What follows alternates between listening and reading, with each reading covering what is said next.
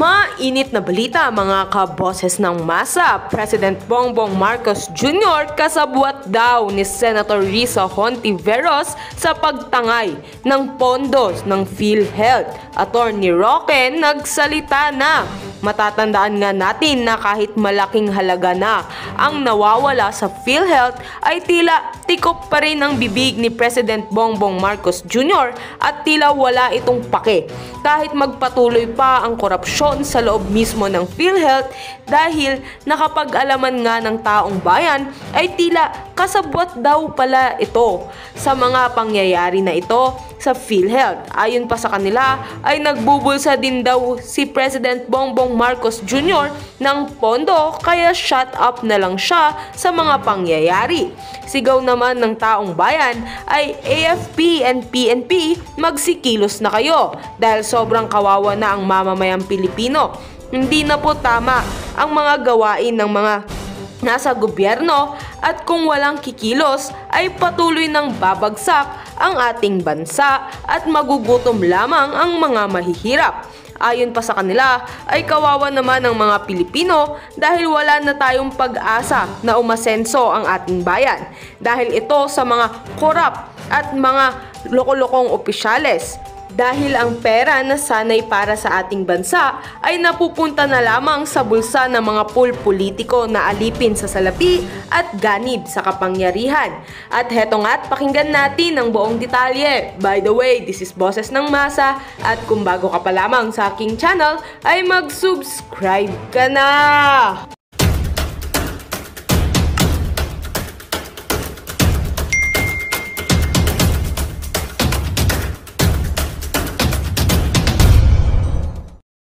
Tingin mo, meron pa bang pwedeng remedyo yun? Kung kasi nabanggit nga ni Justice Puno, kung di ako nagkakamali, na siya pwede siyang ma-challenge prone sa challenge. Yung unless otherwise provided by law, considering sa kailangan mayroong tatlong pamamaraan lang ng pagbabago ng ating konstitusyon at hindi lang simpleng pagpapasa ng batas. Tingin mo, madali lang naman yung halimbawa kung babaguhin nila. Meron bang remedyo doon? Or talagang i-specific na lang nila? Mas may ganda ba? Pag kasi walang sinseridad sa kanilang tunay na intensyon, ganyan ang nangyayari. Parang tamad lang. Oo. Alam mo, problema dyan, tanging taong bayan lang ang pwedeng magbago ng saligang batas sa pamamagitan ng plebisito. Ang papel lang ng Kongreso at saka ng Constitutional Convention, Congress sitting as Constituent Assembly, may propose amendments. Sila po pwede magbigay ng mga proposal kung paano amendahan ng saligang batas, pero taong bayan pa rin ang huhusga. Kapag binigay mo yung kapangyarihan na yan sa Kongreso, talaga namang posible na yan ay mapawalang bisa dahil yan ay undue delegation of sovereign powers. Hindi lang po yan legislative powers, kung hindi sovereign power dahil tanging Pilipino lang ang po pwede magbigay buhay sa ating saligang batas at kahit anong pag-aminda sa ating saligang batas. So ako, I'm inclined to support the position of Chief Justice Puno at ako rin, iniisip ko yung Bernas formula na parang ordinaryong batas lang yung pagsusumite ng proposal para amendahan ng Constitution ay mali. Dahil malinaw po na isang Constituent Assembly ay yan po ay espesyal na katungkulan at pribilehiyo ng Kongreso. Pero pag sila po ay naging Constituent Assembly, hindi na po sila Kongreso. They act in a separate personality as a Constituent Assembly. Hindi sila bumagawa ng batas, nagpo-propose lang sila ng mga amendments at hindi po dapat na tratuhin niya na parang ordinaryong batas lamang. So sa akin, mas mabuti pa, wag na tayong lumabas pa doon sa lingwahe ng saligan batas kung talagang seryoso tayo. No? Pero minsan kasi, siyempre, nagsalita ang presidente, hindi mo maintindihan kung ang intensyon naman ng Senado, idribble lang ng idribble hanggang mawalan na ng oras. Paano ngayon yan? Kung ang intensyon nila, idribble lang mawalan ng oras, gusto ngayon ng PBBM, isabay sa eleksyon. O isa na naman balakid yan, kailangan pag-aralan yung desisyon ng PhilConsa, no? Bagamat sinabi ko nga na hindi nakuha yung minimum votes para madeklarang unconstitutional yung pagsabay ng plebiscite at ng eleksyon, napakaraming mga individual na opinyon naman yung mga ating mga maestrado, kasama na yung mga bigate na gaya ni Chief Justice Puno na hindi po pwedeng baliwalain yung kanilang mga pananaw na talagang hindi dapat ipagsabayan. No? Pero dapat pag-aralan po yan ng legal team ng Malacanang at napakalaki naman ng legal team nila na pinamumunuan pa ngayon ng isang dating Chief Justice din ng Korte Suprema. No? So, para hindi tayo nagugulo. Kasi ako, bago dapat pinagsalita si Presidente na gusto niyang sabay eleksyon, malinaw na sana yung staff work kung po pwede gawin yan. Paano ko pala kung hindi po pwede? Dinapahiya na naman ng Presidente. Diba? Ayan, samantala, attorney, naiintindihan ni Senator Amy Marcos ang hinaing ni dating Pangulong Rodrigo Duterte at Pastor Apollo C. Kibuloy sa administrasyon. Narito balita ni Troy Gomez. Malungkot ako. Nagayag ng lubhang pagkalungkot si Senadora Amy Marcos sa umunoy pang-aapi ng gobyerno kay Pastor Apollo C. Kibuloy ng The Kingdom of Jesus Christ at dating Pangulong Rodrigo Duterte. Sa isang press briefing sa Senado, binanggit ng nakatatandang kapatid ni Pangulong Bongbong Marcos ang kontribusyon ni Duterte at Pastor Apollo sa administrasyon. Ang pahayag ay ginawa ng Senadora nang tinanong siya kung nakaramdam ba siya ng lungkot sa aligasyon ni Pastor Apollo sa kanyang kapatid at First Lady Liza Marcos na nakikipagsabwatan sa Estados Unidos. Una na ring tinawag ni Duterte na bangag sa droga ang kasalukuyang Pangulo na kinestyon rin ni Pastor Apollo. Alam niyo, yung maraming nagsasabi, yung tungkol kina Presidente Duterte, tapos yung kamag-anak nila, ganun din sa kay Pastor Kibuloy. Alam mo, kasi talaga namang tumulong sila sa lahat ng ginagawa ng administrasyon para mapanalo yung administrasyon. Pagkatapos may ganito, yung may, well, allegedly, pang-aapi. Kaya, in a way, naintindihan ko, nalulungkot ako, pero naintindihan ko kung bakit sila nagsasalita ng ganyan. Si Duterte ay posibleng ibigay o panagutin ng gobyerno sa International Criminal Court dahil sa umano'y extrajudicial killings kaugnay sa war on drugs ng kanyang administrasyon. Tinanggalan naman ng Kongreso ng budget sa Intelligence Fund ang kanyang anak na si Vice President Sara Duterte, habang binawasan naman ang budget ng distrito ni Congressman Pulong Duterte sa Davao City. Si Pastor Apollo ay pinipresyo ng Pangulong Bongbong Marcos na dumalo sa pagdinig ni Risa Hontiveros sa Senado, bukod pa sa anyay rendition na gagawin sa kanya ng Amerika. Habang ang SMNI naman ay suspendido ng National Telecommunications Commission ang prangkisa. Lungkot na lungkot ako sa mga pangyayari tungkol sa SMNI at kay Pastor Kibuloy. Mabait siya sa atin at higit sa lahat talagang tumutulong sa napakarami. Kinikilala ni Senadora Amy ang kapangyarihan ng Senado na magpasabina o magpatawag ng resource person para sa isang investigasyon in aid of legislation. Pero kanya namang pinaalalahanan ang komite ni Hontiveros na dapat isalang-alang ang karapatan ni Pastor Apollo, partikular na ang right to self-incrimination. Well, alam naman natin talagang kapangyarihan ng Kongreso at ng Senado na mag-issue ng subpoena, talagang fundamental power yan. Pero alalahanin natin na kinakailangan bigyan ng substantive and procedural due process at saka yung karapatan against self-incrimination. Para sa Diyos at sa Pilipinas kung mahal, Troy Gomez nag-uulat, SMNI News. Attorney, at marami na sa ating mga senador at kongresista, ilan pa sa kanila ay nagpahayag din ng pagsuporta nga dito sa ating pinakamamala, Pastor Apollo C. Kibuloy. At maging ikaw ay kagabi nagsagawa ng vlog at ang topic mo ay tungkol dito sa ating buting pastor. Alam mo, kagabi nga, ang sabi ko, ano bang alam natin kay Pastor Kibuloy? Kasi nga, hindi naman natin alam kung ano yung ebidensya laban sa kanya sa Amerika dahil sa Amerika po ang proseso parang ICC. Sealed po yung indictment. Hindi natin alam kung ano yung pagbibintang nila hanggang maaresto nga yung tao. Pero ang pinagtataka ko po, yung unang kaso 2018, nadetain na lang na isang araw si Pastor Kibuloy. Pagkatapos, binasura din ang kaso. And yet, tinatrato siya na most wanted ng FBI. Itong pangalawang kaso, 2021 pa po hinain.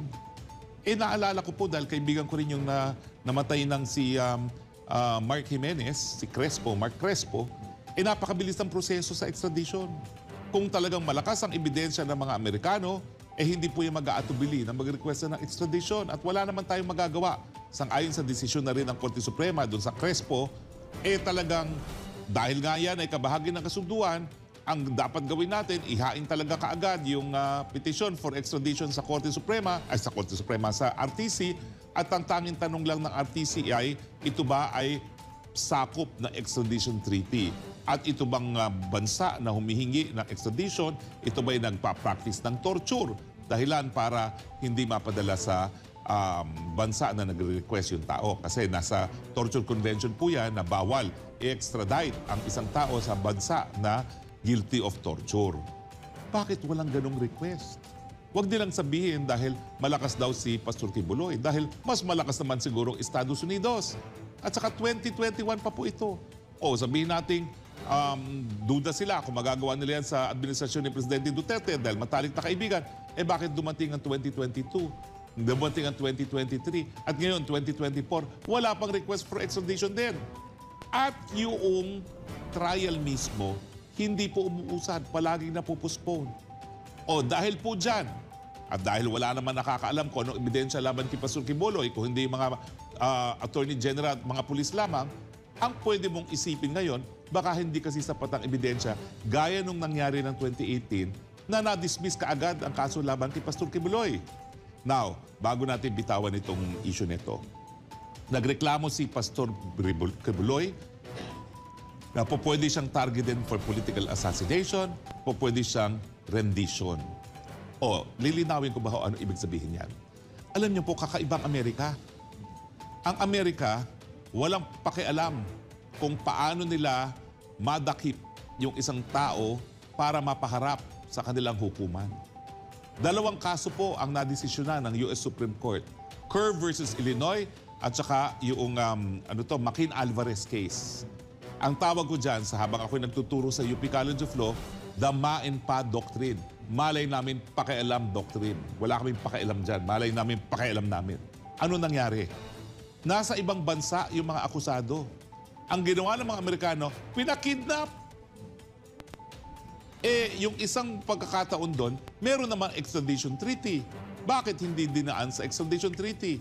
Alam mo ba naging desisyon ng kataas-taasang hukuman ng Amerika? Main pa. Malay namin, pakialam namin.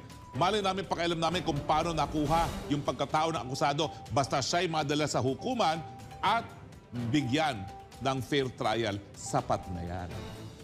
So yan po ang kinatatakot ni Pastor Kibuloy. Now, ano naman yung rendition? Yung rendition, kikidnapin ka na at dahil bawal ma-torture sa Amerika, dadaliin ka sa tinatawag nilang black site sa ibang parte ng daigdig at pinagdududahan na ang Pilipinas ay isa sa mga black spot na yan kung saan siya ito torture. Kasi may batas sa Amerika na kapag kayo nag-torture, pwede mong mapanagot miski tao ka ng gobyerno. At isa yun sa pagkakataon na hindi po pwede ma-invoke yung immunity of suit ng gobyerno sa torture. Ayun po ngayon, may nakabinbin na kaso sa Korte Suprema na pinapawalang bisa itong extraordinary rendition. So lahat po ng sinasabi ni Pastor Kibuloy, na-desisyon na ng Korte Suprema na talagang sinabi na main pa, wala kami pakialam kung paano nakuha yung jurisdiction sa pagkatao ng akusado at yung rendition hanggang ngayon nakabinbin pa sa Korte Suprema, wala pang desisyon. At yung kinatatakot ni Pastor Kibuloy na political assassination, may kaso din po ngayon yan sa Korte Suprema na hindi pa nadesisyonan. Pero titignan ko, baka meron nang nadesisyonan. Ito naman yung reklamo na sang-ayon sa batas ng Estados Unidos, pag ikay nasa listahan ng terorista, shoot to kill ka. Ano na nangyari doon sa due process ng tao? Binansagan ka lang ng hindi hukuman na ikay terorista, pwede ka nang i-shoot to kill. So yan po yung RR case naman na kino-question nila. Pero kung hindi ako nagkakamali, wala pang desisyon. Pero kung mayroon naman desisyon yan, I'm sure nabasa ko yan sa periodiko, mukhang wala pa rin. So yung mga kinatatakot ni Pastor Kibuloy, meron pong desisyon ng Korte Suprema na sinasang-ayunan. Yung kidnapping as a means of acquiring jurisdiction over the person, yung extraordinary rendition, at pati nga po yung political assassination. Dahil talagang ang sabi ng American government, dahil meron tayong gera laban sa terorista, lahat ng terorista na bansagan o pwede nang targetin for political assassination. Ang reklamo naman ng ARAR, ina ng isang nandun sa listahan, paano naman yung due process rights? Dapat naman kami madinig para mapasinungalingan yung banta, yung label na sila ay terorista. So hindi po nag-iimbento si Pastor Kibuloy. Totoo po lahat yung kinatatakot niya At yan nga po ngayon ay nakaabot na sa katas-taasang hukuman ng Korte Suprema. Pero ang nakakalungkot, sinasang-ayunan po ng hukuman ng Amerika. Ibang klase naman po ang naging desisyon sa ibang parte ng daigdig. While isa pang kinidnap na in-apply din ng MAENPA, at kung makikita mo yung desisyon ng Israeli Supreme Court, ang sinasite doon, yung desisyon ng US Supreme Court, Kerr versus Illinois, na MAENPA doctrine, yung hinuli nila yung Nazi na si Eichmann sa Argentina. Karamihan kasi ng mga partners, yung mga Nazi, matapos ang gera, nagtago sa Argentina under assumed identity. Kasi puti yung mga tao sa Argentina apparently. Ngayon, na-booking ng mga Israeli agents. Anong ginawa nila? Binantayan, sinurveillance. Tapos ang sigurado na si Eichmann yan, dinarag pa. In-injectionan ng droga. Isinagay sa private plane, dinala sa Israel kung saan siya hinatulan, dahil nga dun sa mga war crimes and crimes against humanity na ginawa ng mga Nazi. Siyempre nagreklamo siya, paano naman ito? Kinidnap ako, bakit niyo ako dinala rito? At saka bakit Israel ang magtatry sa akin? Hindi pa nga bansa ang Israel nung nangyari yung di umano mga krimen. Pero ang sabi rin ng Korte Suprema ng Israel, MAENPA, malay namin, pakialam namin na importante, binigyan ka ng patas na paglilitis. Pero isang bansa na pupuntahan ko rin itong buwan ito, at ako'y hangang-hanga dyan sa Constitutional Court na yan, Constitutional Court ng South Africa. Meron din silang kinidnap na opisyalis ng apartheid regime. Yung mga pang-aping apartheid na tinatratong mga animal, mga itim. Nahuli nila, nagtatago sa karating na bansa, ibinalik. Anong sabi ng Constitutional Court ng South Africa? Hindi mo po pwedeng iwasto ang mali sa paggamit ng maling pamamaraan para mahuli ang akusado. Di ba napakagandang desisyon yan? So Pastor Kibuloy, huwag ka mag-alala. Pwede ka pumunta sa South Africa Supreme Court. Nabanggit din ni At dating doon, Pangulong sasang-ayunan ka. Dahil yun ang desisyon. Walang MAENPA doctrine. Kinakailangan, wasto ang proseso para maiwasto ang kamalian sa nakalipas na panahon. Yan ay napakagandang desisyon at sa tingin ko, ang tamang desisyon ng Constitutional Court ng South Africa. Hello sa mga South Africa, nandyan po ako. Wala bang batas, Third week. Attorney, na tumututol doon sa yung mga nabanggit Kidnapping? mo kanina? Oo. Kidnapping is a crime. Dito sa ano? Kidnapping is a crime. At saka labag nga yan sa ating soberenya. So, dahil pwedeng hindi po pwedeng mag-discharge ng katungkulang ang mga dayuhang pulis dito. At ang paghuli, yan po ay labag sa soberenya. Kaya nga tutol na tutol tayo kung papasok dito yung mga ICC dahil wala na silang puder O, diba? So pwede Labag po nating yan. ipakulong sila, ipahuli. Oo, kaso ang problema, nakakaalis At nasa kakasuhan Dalawa na yan. Si McCain Alvarez, doktor yan. Ang kanyang kasalanan, may DEA agent na tinorture ng mga Mexican drug lords. Na ganyan na rin ang gagawin ng Pilipinas kung hindi nagkaroon ng war on drugs si dating Presidente Duterte. Ang problema, tinorture yung isang DEA agent, tapos si McCain Alvarez, doktor, di umano, para matorture siya araw-araw, binibigay niya after 1 day of torture ng medical assistance para mabuhay pa at matorture ulit the following day. Hindi nila mahuli yung mga nag-torture ng mga drug lord. Ang hinuli na yung doktor, si McCain Alvarez. Ay nako, pero matindi McCain Alvarez. 2 beses siya umakyat ng Korte Suprema. 2 beses siyang nabigo. Anong nangyari? Ewan ko, baka nagpunta na kay Osama Bin Laden yun. Kasi sabi niya, ano Beto, ba't ganito mga desisyon ng Korte Suprema na katastaasan hukuman ng Amerika? Bakit sinasangiunan ng torture? Bakit sinasangiunan ang kidnapping? So binabaliwala nila yung mga existing na mga batas ng mga bansa, kahit saan mang bansa. Wala silang pakialam. Kaya nga yung takot ni Pastor Kibuloy, 2 kaso po ang nadesisyonan ng Korte Suprema, sinang-ayunan ang kidnapping. So, masisisi mo ba ngayon si Pastor Kibuloy kung sasabihin niya na anytime kikidnapin siya? At hindi lang yun. Buti sana kung dadali talaga sa hukuman dahil mahina nga ang ebidensya. Tingin natin mahina kasi bakit hindi na linalabas hanggang ngayon? Baka torture na siya at tuluyan na siyang patayin. Dahil hanggang ngayon, hindi na desisyonan ng Korte Suprema kung legal ang political assassination. Ano ba naman ang hirap na desisyon doon? Sabihin mo sa akin mga partners, mahirap ang desisyon yon? Ayaw nga idalhin sa korte ni Risa Ontiveros yung mga biktimang sinasabi niya. No person shall be deprived of life without due process of law. Anong mahirap maintindihan doon? Bakit hindi nila madesisyonan na ang political assassination ay mali? At pagdating naman dyan sa Senado, hindi po kayo hukuman. Yung mga senador na feeling ay mga hukuman, mag-law muna kayo. Hindi ba kayo nangingilabot? Kayo ay talagang nagdedesisyon kung guilty or not guilty. Wala naman kayong alam sa batas. Hindi naman kayo pumasa ng bar.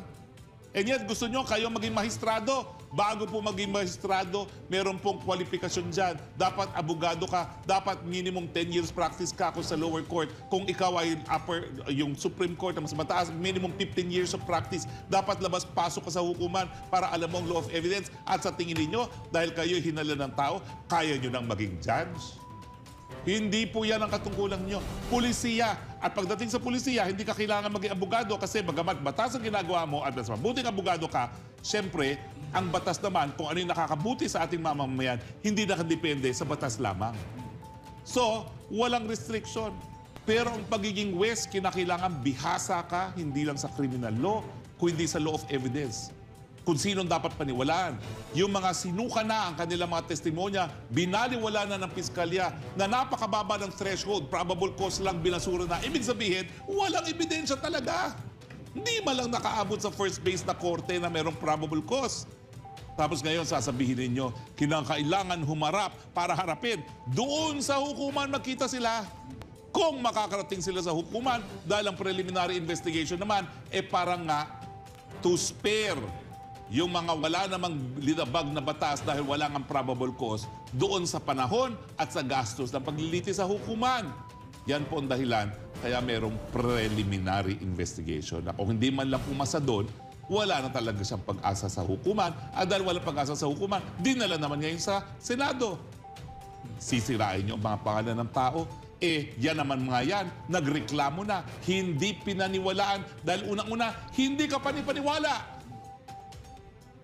Paglinaw lang, attorney, doon sa rendition o itong sinasabi nga pag magsasagawa sila ng pangingidnap dito sa Buting Pastor. Ito bang mga agent o gagamitin mga opisyal ng gobyerno o mag-hire sila galing ito sa ibang bansa at pwede silang pumunta dito sa lugar na yan kung saan man nila matatagpuan ang Buting Pastor nang walang abiso mula sa government, walang permiso. I mean, direkta ay pwede silang pumasok. Pag sila yung mangingidnap, papayag ba ang bansa? Siyempre, hindi alam ng bansa yun. Dahil siyempre, lalabagin na kanyang soberenya. Pero doon sa unang kaso ng Kerr, maliwala ka't hindi, sheriff ang lumipad sa Latin America para hulihin at ikidnap at ibalik. So, doon sa Joaquin Alvarez, nagbayad sila ng kidnapper. At ito naman yung dahilan kasi merong batas sa US na kapag ikay lumabag na karapatang pantao at ikay taong gobyerno, pwede ka makasuhan. Pero ang requirement, dapat walang break in the chain of events. Ang sabi ng Korte Suprema, nung humihingi na ng danyos perwisyo itong si Joaquin Alvarez, nag-hire ng kidnapper. Yung pag-hire ng kidnapper na hindi Amerikano, that is a break in the chain of event. Kaya hindi binigyan ng remedyo si Joaquin Alvarez. So pagdating naman dun sa Kerr, kay Eichmann, talagang mga Mossad agents, Israelis ang pumunta ng Argentina at tinakip. At talaga nagreklamo ang Argentina na linabag ang kanyang soberenya. Ang sunod kong tanong, attorney, dahil nga pala hindi walang permission, siyempre, mangingidnap ka, mag-ask ka ba ng permission? Dapat ba ang gobyerno ay magbigay ng security? Dahil nga itong tao, itong Buting Pastor ay nasa, yung kanyang buhay ay napakadelikado. Dapat, kaso tinawanan lang ni Presidente. Hindi alam ni PBBM ang Kerr versus Illinois at saka Joaquin Alvarez cases. Akala niya nananaginip lang si Pastor. Hindi po, nadesisyonan niya ng Korte Suprema ng Amerika. Kerr versus Illinois, Joaquin Alvarez case versus Sosa. Akala ko nga yung Sosa, may kilala kasi mga Sosa taga Cavite. Akala ko Pilipino pa yon. Pero yung Sosa, yun yung kidnapper na Mexicano pala. Ayun. Okay? Well, kasi dalawang process yan, attorney. May rendition at extradition at sabi nga ng Buting Pastor, wala pa namang request na extradition ang Amerika kaya pinili nila itong sabi nga ni Pastor rendition. So hopefully, at sabi nga attorney dapat i-secure naman sana ang seguridad ng ang Buting Pastor kung ganyan pala ang gagawin ng Amerika. Kaya nga po, pinabibigay alam ko kay PBBM, alam ko po kayo'y antok pa dahil galing lang kayo ng Australia. Meron pong dalawang desisyon ang Korte Suprema ng Amerika. Sinang-ayunan po ng Amerika ng Korte Suprema ang pangingidnap para as a means of acquiring jurisdiction over the person of the accused. Labag po yan sa soberenya.